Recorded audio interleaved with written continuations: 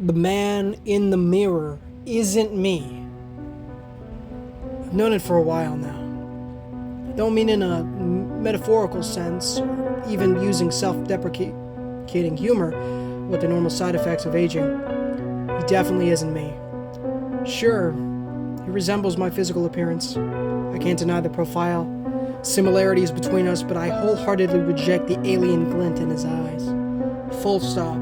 That sinister leer betrays the fact that he's a cunning imposter pretending to be someone else, parroting my innocent reflection and identity. I first became aware of something not right a few weeks ago, but passed it off as a neurotic paranoia. Believe me, I know how it sounds. From this candid admission, you can gauge how important it was for me to reveal the uncomfortable truth, despite the cringeworthy optics. I'm positive numerous others have questioned such whimsical thoughts. Who hasn't wondered the same thing at least once when looking in a full-length mirror? I believe it's called the imposter syndrome. It seemed like a worn-out movie plot, but the grinning fool kept staring back at me in a way which made my blood boil with rage. It felt like he was daring me to call him out on the infuriating identity theft. He aptly mimicked my personal expressions and pantomimed the sudden movements in an admirable fashion. But I knew, and he knew. The sneer of superiority on my lips was immediately repeated, but the brief delay was telling. There's a microsecond required to observe and imitate. That's how I knew. I could have just covered all my mirrors and reflective surfaces, but that wouldn't stop the evil sabotaging my reflection, would it? A tree falling in the forest still makes a sound whether anyone is there to witness it. There was no telling what the grinning ghoul mocking me was up to when I was sound asleep. It made sense to confront an obvious case of personal theft, even if I didn't understand what his game was. I've always been direct. I might not be able to stop him from whatever he sees my appearance for, but he would dang well know I was fully aware of it, and was documenting what I witnessed. That was highly important, as you'll come to understand what transpired later. When I awoke, I was shocked to see him standing there, covered in dried blood. It was disgusting. What had he done? Then the dark truth dawned on me about his underlying motives. He'd seized my appearance to be able to commit horrible, violent crimes and then have me to blame as a patsy. Any eyewitnesses would immediately finger me as the culprit. I couldn't even deny it. This lunatic looked just like me. Sheesh. I was trapped by the clever ploy and worried I wouldn't be able to convince authorities I was innocent. From this highly compromised position, I was left with little choice other than to help cover up his unspeakable deeds. I could see no other recourse at the time but to be complicit, and that infuriated me beyond measure. By washing off the blood and destroying the evidence, I was an accessory to heaven knows what horrendous acts. I wanted to smash the mirror in frustration, but doing so wouldn't change what had been done, or what he would continue to do. I faced him that morning with rising scorn and wrath, while equally hating myself for giving in to the web of blackmail. Devastating, the news was filled with horrible stories about a string of local unsolved crimes. I didn't know for sure it was him, but in my heart I knew. After too many occasions of cleaning up his violent messes, I decided I'd had enough. No amount of excuses could wash away my guilt for being involved in helping him cover them up. He couldn't keep getting away with those atrocities. I needed to stop protecting myself like a coward and act before anything else occurred. It was in the public's best interest that he be stopped, even if I went to prison myself for my small part of it. Maybe the court would grant me leniency. I had to try. I spent a couple of days planning how I might be able to stop or capture him. By then, I think he realized I was up to something, but kept playing the part, still imitating my every move in front of me, still grinning like a deranged fool. I have to give him some credit, though. He was fully dedicated to the role. It was startling how authentic he appeared, since my imposter was so committed to pretending to be me. I always had the first move. It is a powerful tool I took full possession of. He had to do exactly what I did. His determination to stay in character gave me newfound power over him, which I'm sure he resented deeply.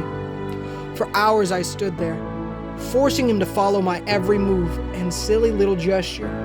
Every exaggerated expression and dramatic pose was imitated perfectly. I thrilled at how he must have hated the extended period of forced compliance. I hoped he would be so exhausted by the rigorous marathon that he wouldn't have the energy to harm anyone else. I believe my efforts worked that night, but it wasn't a sustainable plan. A killer like him has to kill. I had to capture my doppelganger, alive, and then take him directly to the police. I finally figured a way to get him the hard justice he deserved. Went to my garage and pulled out a Phillips head screwdriver from the toolbox. He had no idea what I'd planned to do. I was so excited. I met him in the bathroom mirror and smiled innocently for a few seconds. I detected a rising hint of worry in his expression, but it was subtle. I wanted this inhuman ghoul to be absolutely terrified about what I was about to do. I raised the screwdriver and started taking out the screws holding up the mirror corner mounts. After taking out the top two, I had to be careful, or the whole thing would topple away from the wall and shatter. The best part was, he knew what I was doing by then, but had to help. I couldn't believe it. Even then, he didn't break character, but I knew he was dying inside. He had to be. My plan was brilliant, and he'd fallen into my trap this time. I unscrewed the bottom anchors and carefully carried it to my car. I figured he would try to make me break it, but I was ready for any type of sabotage. Although he tried to trip me a couple of times, I caught myself. The mirror didn't break. All along the way, I smiled. Then I laughed.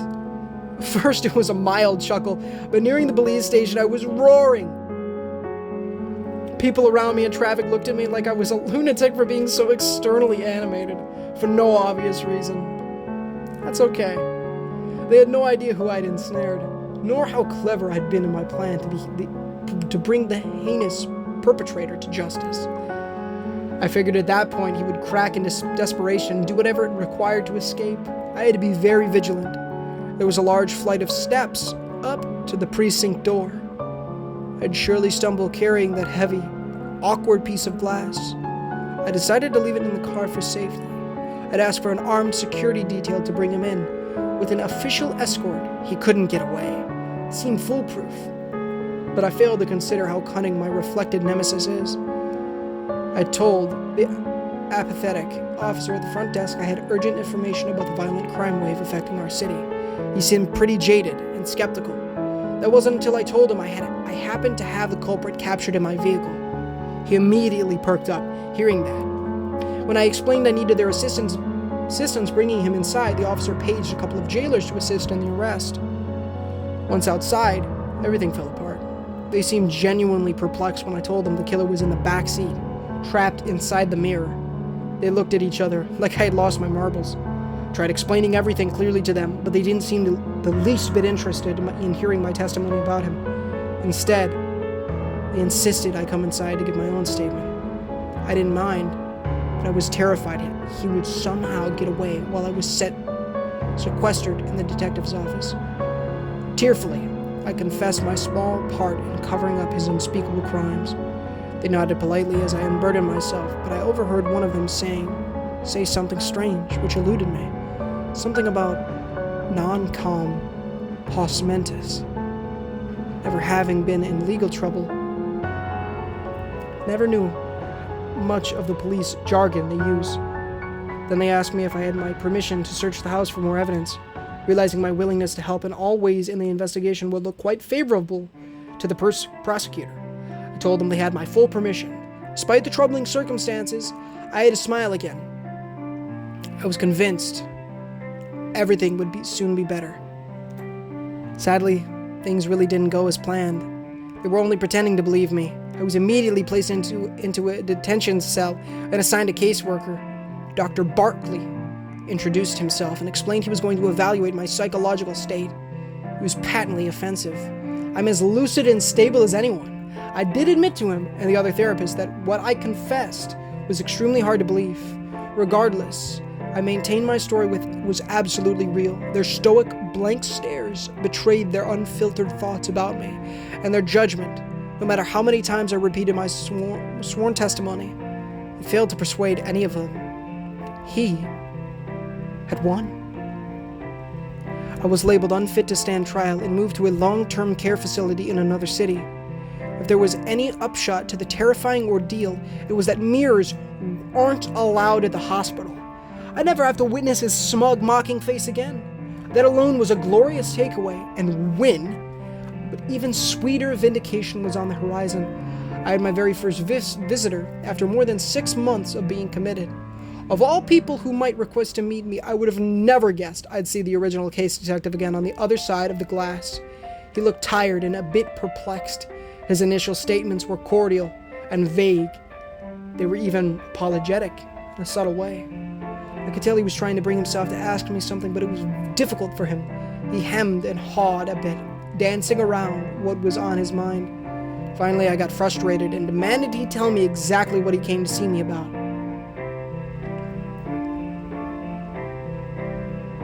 A few days after you were taken into custody, a string of new crimes were committed close to the original murder sites. Like the earlier ones, they matched the exact profile as what you were arrested for. Despite all the undeniable similarities, the district attorney insisted you were the sole culprit.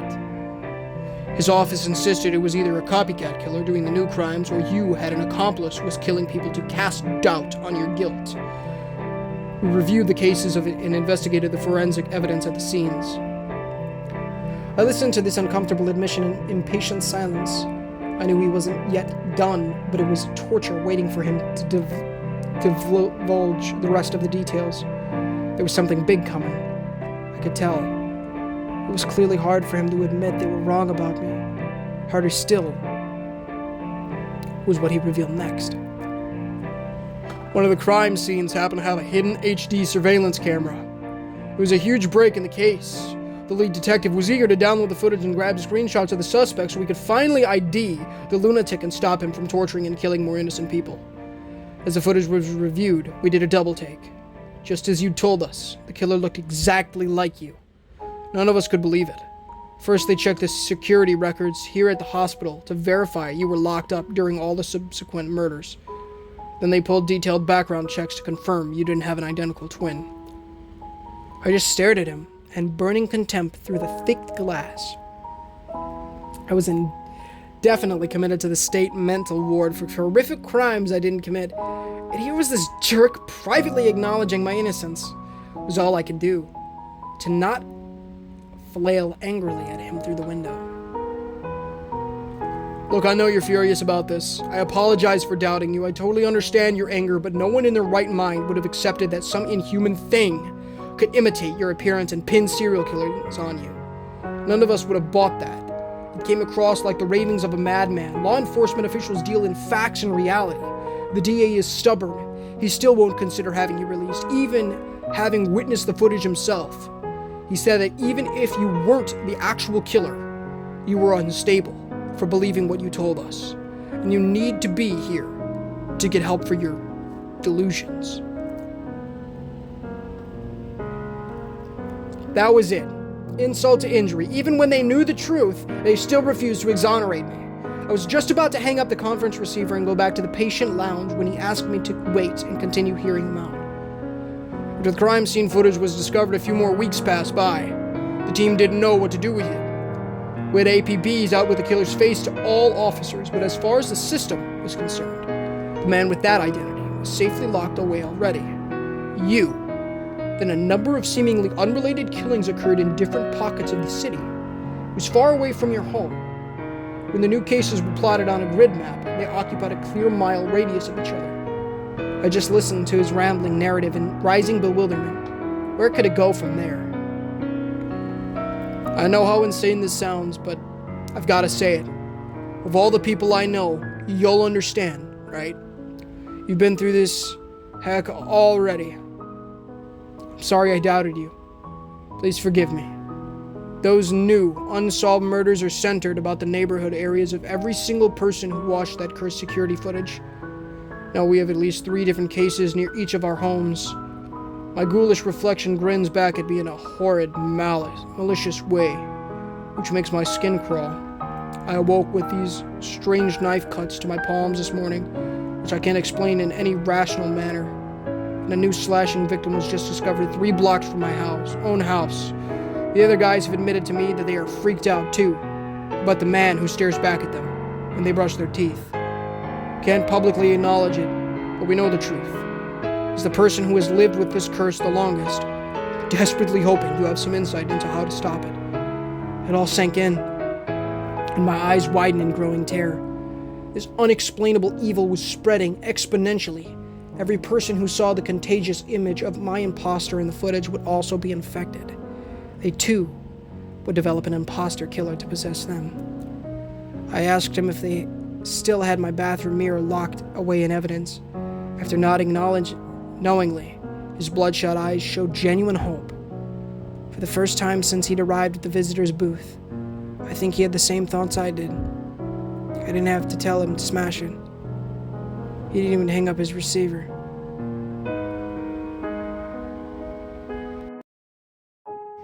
Hey guys, and thank you for enjoying tonight's story. If you did enjoy, please, of course, go check out Opinionated IMO on Reddit. He has a bunch of amazing other stories that maybe we'll even be able to narrate on this channel, possibly. And, I don't know. I've really enjoyed this story, and I hope you did as well. If you did, please go give him a follow and all that good stuff over on Reddit. Of course, guys, make sure to repent of your sins and trust in the good Lord Jesus Christ, as well as read the $1 Million Question to know how to become born again. And thank you guys so much for the support on these horror stories over the last few days, and I can't wait to keep making more. I filmed like 4 today for over the weekend, so I hope you guys enjoyed, as well as there's a new series coming up here, and it's really good, dude. It's so good. So I hope you guys will enjoy that one. Anyways, guys, thank you guys for watching. Until next time, this is Ninja Gamer, signing off. Also, I just want to say really quickly, please like and subscribe so that we can get the gospel into people's feeds with those likes. We are trying to hit 1,000 subs by the end of the year, guys, so I'd really appreciate it. Thank you guys, and of course, this is Ninja Gamer, signing off.